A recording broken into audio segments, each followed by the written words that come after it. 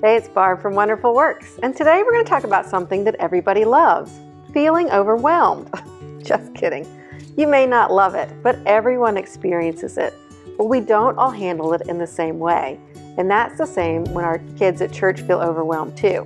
So today we're going to talk about how to create a sensory break room for your church that can meet all different needs. We're so glad you're here today. Oh, hey, there you guys are. Whoa, you look stressed. Oh, you're both having a tough day? Wonder how you can relax.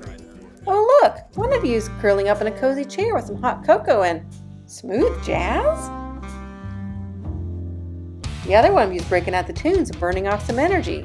You mean not everyone calms down in the same way? Wonder if that ever happens anywhere else. Creating your sensory break room for the sensory avoider and the sensory seeker. One of the most important aspects of having an inclusive children's or youth ministry is having a place where students who are feeling overwhelmed can go and calm down. Often we think about this in terms of creating a place where sensory inputs can be avoided, like quiet spaces. But did you know that sometimes kids need a place to seek out sensory input too? That's right, meeting both types of needs is important when it comes to helping students feel comfortable at church. So it's a good thing that creating a sensory break room can do both. So what should you put in this room? Well, sensory break rooms don't have to be fancy or expensive, but there are a few basic things you may want to consider. Foam mats are great on the floor because they help protect kids who are active.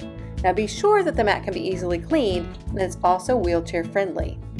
Gliders have a soothing rocking motion that is calming, and they're less likely to tip over than rocking chairs, which makes them a great addition to any break room. Beanbag chairs, crash pads, or other foam furniture are helpful because they offer deep pressure on the body that can also have a calming effect.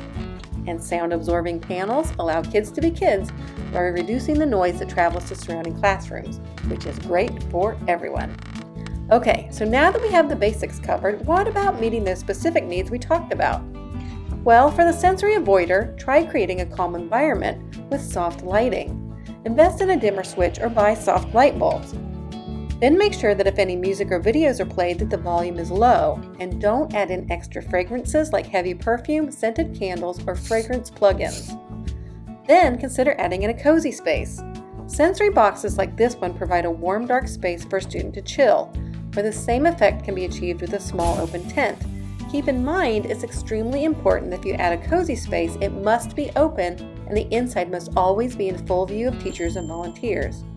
Then complete the quiet area with books, music, and drawing supplies for some quiet, calming activities. Now what about those sensory seekers? You know, the students who need to burn some energy. Meeting their needs is important too. So make sure your room has space for large muscle movement. Sometimes just providing an area for a kid to pace, jump, or stim can give them what they need to feel better. You can also add in a few accessories to help, such as mini trampolines, yoga balls, liquid sensory floor tiles, and even swings. And don't forget about fine muscle movements too. So have fidgets available. Fidgets provide tactile input which can have a calming effect and help kids focus. They're also really fun. But remember, when adding fidgets, look for those that are not choking hazards and those that can be easily cleaned. Well, these sensory break room ideas sound great, but what if your church doesn't have room for a whole, room? Can you still meet your students' needs? You bet! Just create a sensory break area instead. Partition off a less used part of your classroom with screen flex, room dividers, or even furniture like bookshelves. This will create a visual boundary that will help the space feel different from the rest of the classroom. Oh, and remember this. Once you create your break room or break area, you will also need to have guidelines for how to use it. So be sure to visit the Adaptive Discipleship Library and download our break room guidelines for suggestions on safety tips, guardrails, and how to communicate expectations. Well, I think we learned a lot about taking a break, but there's one more thing before you go. Remember at the beginning of this video where we learned about different people having different ways of calming down? Well, take a moment and ask yourself, which one are you? The sensory avoider or the sensory seeker? Or are you both? Now think back to a time when you felt really stressed and needed some help calming down. What if you needed a nap, but you were only offered a workout instead? Or what if you needed to exercise to burn off some stress, but were forced to sit quietly and listen to smooth jazz?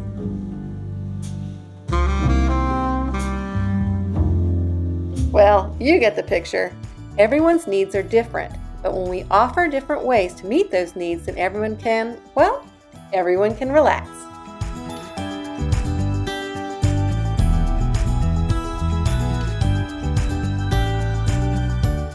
Thanks for joining us. See you next time.